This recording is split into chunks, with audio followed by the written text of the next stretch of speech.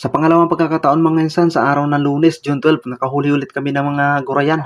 Bago nga pala ang lahat mga insan, shoutout muna sa bangkang FB, Lordilo, especially kay Rick o kaya Eric Francisco, kay Liit, si Diste, at sa ibang mga kasama niya dyan mga insan. Shoutout sa inyong lahat, God bless at sana pagpalain kayo ng Panginoon. Hindi na natin ma-shoutout ang lahat kasi hindi natin kabisado lahat ng pangalan dyan na sumasama sa Lordilo.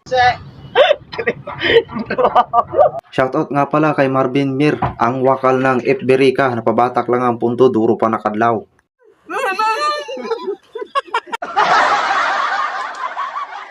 Sa araw nga pala nga ito mga insan, mag-aarya kami ng payaw. At dahil nga gawlat pa kami nasuguin ng kapitan magawa ng payaw, si kapitan yung gumawa. Ara-ara kita dyan nagkarawya.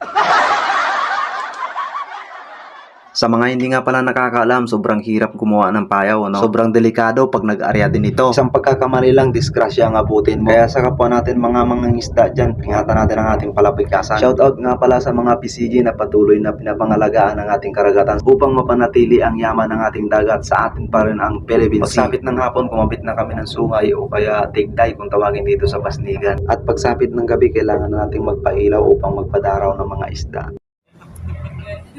Ganoon?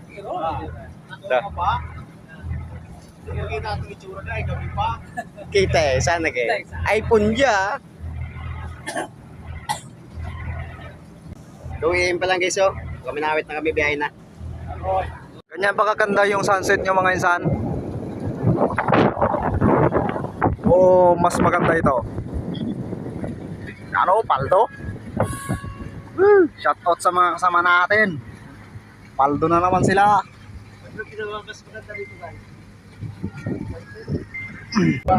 Bago nga pala kayo maghango mga insan, ito ang ganap sa amin sa tuwing umaga, sa tuwing kami kakain.